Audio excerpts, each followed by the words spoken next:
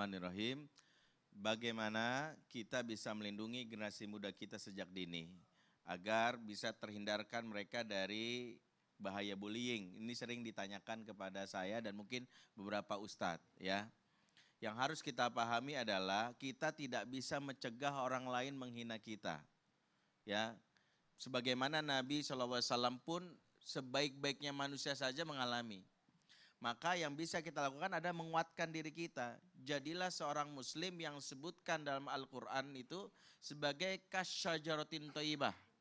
Seperti pohon yang baik. Apa tuh pohon yang baik? Asluha tsabit wa faruha fis sama. Akarnya kokoh. Jadi ketika ada hinaan, bulian, dia tidak merasa langsung baper, dia tidak langsung galau, stres tidak. Apa yang dia lakukan?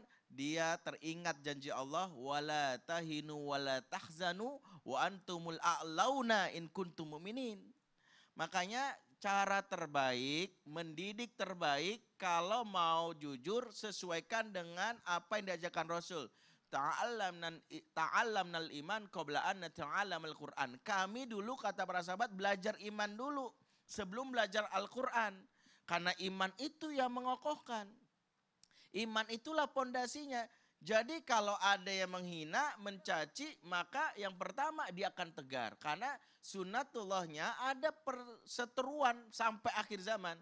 Yang benci sama kita bisa jadi bukan karena kita nggak baik, karena kita bukannya buruk, tapi bisa jadi karena kita terlalu baik yang menghalangi aktivitas maksiat mereka. Makanya kalau ada seorang anak atau ustadz, dai, dia menegakkan kebenaran, dibuli wajar. Ya, dibuli wajar. Karena itulah kita, apa yang harus kita lakukan? Kita yakin dalam kebenaran bahwa itu sesuatu yang pasti terjadi kalau kita benar. Makanya cukuplah Allah sebagai salah satu patokan kita. Jadi ibu-ibu, buat bapak-bapak semua juga pemirsa di rumah, tanamkan iman, tumbuhkan iman dalam diri anak kita. Ini yang pertama. Yang kedua, anak kita berikan yang namanya kekuatan, the power of love. Kekuatan cinta. Karena cinta itu menguatkan.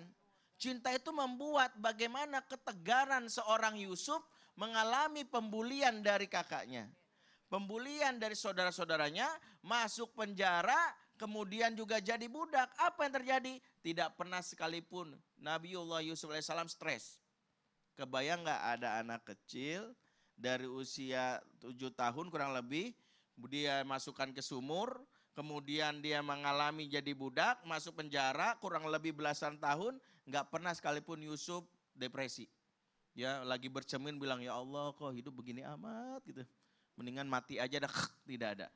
Ternyata Nabi Yusuf alaihissalam memiliki kekuatan, salah satunya adalah mendapatkan cinta yang besar dari ayah. Makanya mohon maaf, anak-anak yang dari kecilnya tidak mendapatkan asupan kasih sayang, biasanya tubuh menjadi pribadi yang capernya adalah dengan cara membuli atau dia sendiri pribadi yang lemah. Nah inilah kenapa pentingnya asupan kasih sayang kepada anak-anak kita, banyakin peluk, banyakin juga untuk mengucapkan kalimat cinta. Nah setelah ini Ustadz Abi Maki akan menyampaikan doa yang bisa diajarkan kepada kita, yaitu doa bagaimana melembutkan hati khususnya bagi si pembuli dan juga khususnya menguatkan bagi sang yang dibuli. Silakan Abi. Jazakumullah khair. Bismillah. Sebenarnya hal yang sangat luar biasa disampaikan oleh para alim ulama.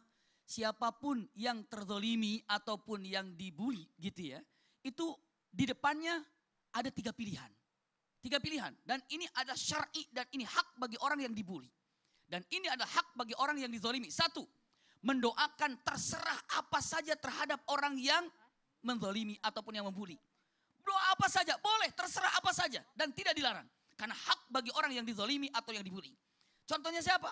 Contohnya ketika Sa'ad bin Abi Waqqas dituduh ataupun difitnah. Kalau dirinya tidak adil. Maka Sa'ad bin Abi Waqqas mengatakan, ya Allah, orang yang telah menzalimi aku, memfitnah aku doakan dengan 3 poin. Apa pertama? 1, Allahumma adim umrah, panjangkan umurnya. Wa adim fakrah, dan panjangkan kefakirannya. Wa ma'al balwa tusibu, dan berikan musibah yang banyak kepadanya. Musibah.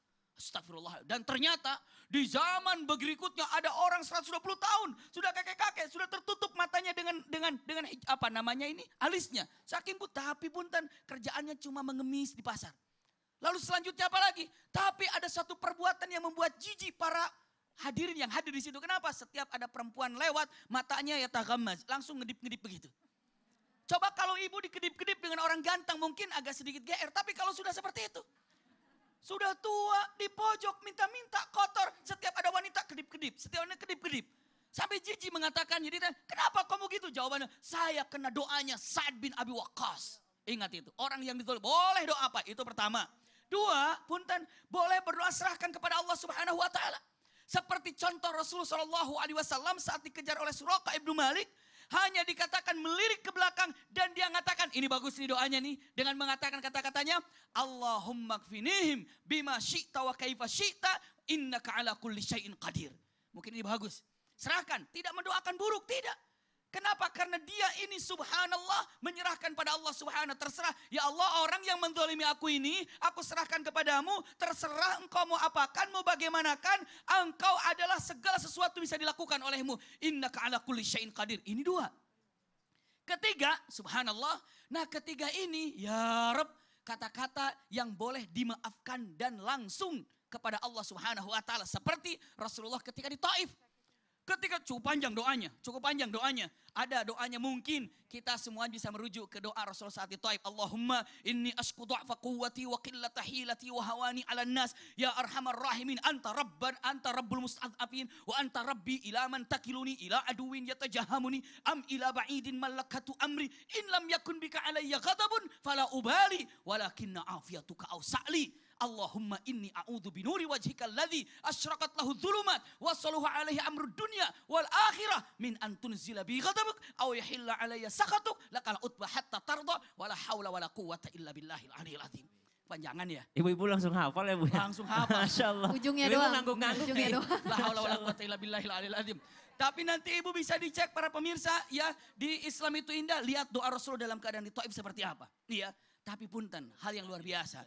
Mana yang lebih baik? Kita cari. Mana yang baik? Pertama, langsung tembak saja doa buruk. Silahkan, hak Anda yang dizalimi. Apakah serahkan kepada Allah? Silahkan, hak Anda. Apakah saya memaafkannya? Itu yang luar biasa. Ketika kita memaafkannya, langsung pahalanya dari Allah Subhanahu wa Ta'ala. Lihat kelak di akhirat, saya sampaikan, kelak di akhirat ada orang kebingungan. Orang itu saat di akhirat bingung. Karena diperlihatkan sorga yang begitu indah, sorga yang begitu tinggi. Dia bilang, ya Allah ini sorganya untuk siapa? Para nabi? Bukan. Ini para rasul? Bukan. Tapi di situ ada nabi, di situ ada rasul. Ini bukan untuk para nabi. Ini sederajat, setingkat dengan para nabi dan para rasul sorganya. Lalu itu milik siapa? Ini milikmu. Milikku karena sholatku? Bukan. Karena puasaku? Bukan. Karena hajiku? Bukan. Karena siapa? Karena engkau telah memaafkan orang yang telah menzalimimu. Subhanallah. Karena Anda telah memaafkan orang yang telah menzalimimu, orang yang telah membuli kepadamu, engkau maafkan. Ini derajatnya siapa? Karena Allah memberikan pahala langsung atas daripada apa? Karena keikhlasan di dalam memaafkan. Maka ingat, pintu maafmu itu adalah pintu sorgamu. Mudah-mudahan kita bisa bersabar dalam menghadapi segala apapun yang terjadi di muka bumi ini. Amin ya rabbal alamin. Imam Syafi'i pernah berkata dalam perkataannya, idza arada ahadukumul kalam fa'alaihi ayyafkura fi kalamihi. Kalau engkau ingin berkata sesuatu, maka hendaknya engkau fikirkan apa yang akan engkau katakan, apa yang akan engkau perbuat, karena bisa saja apa yang kita perbuat, apa yang kita katakan itu menzolimi hati orang lain, menyakiti hati orang lain, atau yang disebut juga dengan membuli orang lain. Maka la yuhibbullahul jahra bisu'i illa man zulim. Allah akan dengar doa orang yang dizolimi, seperti perkataan tadi oleh Abi Maki. Maka jadilah orang-orang yang senantiasa menjaga ucapan, menjaga perbuatan agar tidak menyakiti hati dan diri orang lain. Dalam Al-Quran Allah Subhanahu wa Ta'ala berfirman, qaulun ma'rufu wa maghfiratun khairum min sadaqati yatba'uha hadza. perkataan yang baik, perkataan yang lembut, perkataan yang berbuat baik kepada orang lain jauh lebih baik daripada sedekah yang kita berikan kepada orang lain tapi diiringi dengan bulian. Maka dari itu berkata-katalah yang baik daripada membuli orang, lebih baik kita berbuat baik kepada orang lain. Amin, amin, amin ya Allah ya Robbal Alamin. Insya Allah pembelajaran kita dari guru-guru kita hari ini dapat membuat kita menjadi muslim yang berakhlak, yang berbuat baik, yang saling mencintai satu sama lain. Terima kasih buat para jamaah yang ada di studio maupun yang ada di rumah. Mohon maaf apabila kami ada salah-salah kata. Insya Allah besok ketemu lagi di Islam itu Indah. Jamaah oh jamaah. Alhamdulillah. Illah.